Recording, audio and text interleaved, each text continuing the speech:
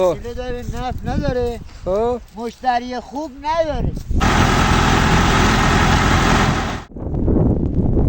بخون خوبه لوبیا چی داره؟ لوبیاش نفت نداره. خب وسیله داره نفت نداره خب مشتری خوب نداره. آخه آره حرف نداره لوبیاش. انا لوبیاش حرف نداره. خوبه کارگراش هم حرف ندارن. خب همشون مدل بالا. خب اصلا نمیشه شو دستور بدی. خب دیگه چی؟ لوبیا، به زمین و زمان لوبیاره. آره یا وقتی اینا گذشت ندارن لوبیا رو ریختن تو زمین. دیگه باید بالنده و پیغمبر فرمون بالنده و خزنده و